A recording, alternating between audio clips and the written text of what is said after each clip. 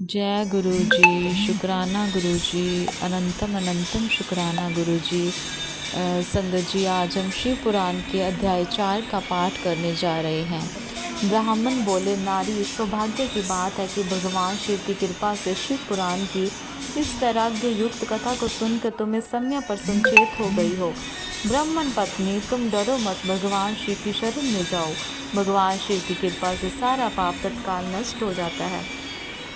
मैं तुमसे भगवान शिव की कीर्ति कथा से युक्त उस परम वास्तु का वर्णन करूंगा, जिससे तुम्हें सदा सुख देने वाली उत्तम गति की प्राप्ति होगी।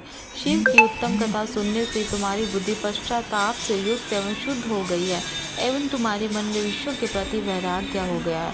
पश्चाताप की पापियों के लिए सबसे बड़ा प्रायश्चित है। जो पश्चाताप करता है वही वास्तव में पापों का प्रायश्चित करता है। जो पुरुष विधि पूर्वक प्रायश्चित करके निर्भय हो जाता है पर अपने कुकर्म के लिए पश्चाताप नहीं करता, उसे प्राय उत्तम गति प्राप्त नहीं होती। परंतु जिसे अपने कुकृत्य पर हार्दिक पश्चाताप होता है वह अवश्य उत्तम गति का भागी होता है, इसमें संशय नहीं है। इस शिव पुराण की कथा सुनने से जैसे चित्त की शुद्धि होती है वैसे किसी दूसरे उपायों से नहीं होती। जिस प्रकार दर्पण साफ करने पर निर्मल हो जाता है, उसी प्रकार इस शिव पुराण की कथा से चित्त अत्यंत निर्मल हो जाता है, इसमें संशय नहीं है। मनुष्य के शुद्ध चित्त में जगदम्बा पार्वती से भगवान शिव विराजमान रहते हैं।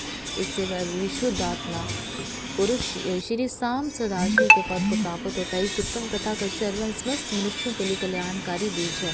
अतः यथोचित मार्ग से इसकी आराधना सेवा करनी चाहिए। यह भवबंधन रूपी रोग नाशक करने वाली भगवान शिव की कथा को सुनकर फिर अपनी विद्या में उसका मन एवं निश्चित ध्यान करना चाहिए। इससे पूर्णतः चित्त शुद्धि हो जाती है।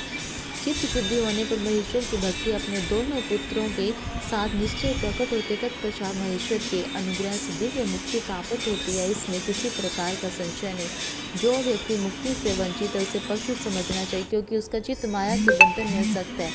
वह निश्चय इस संसार बंधन से मुक्त नहीं हो पाता। ब्राह्मण पत्नी, इसलिए तुम विश्व से अपने मन को हटा लो और भक्ति भाव भगवान शंकर की इस पावन कथा को सुनो। परमात्मा शंकर की इस कथा को सुनने से तुम्हारे चित्त की शुद्धि होगी और इससे तुम्हें मोक्ष की प्राप्ति हो जाएगी।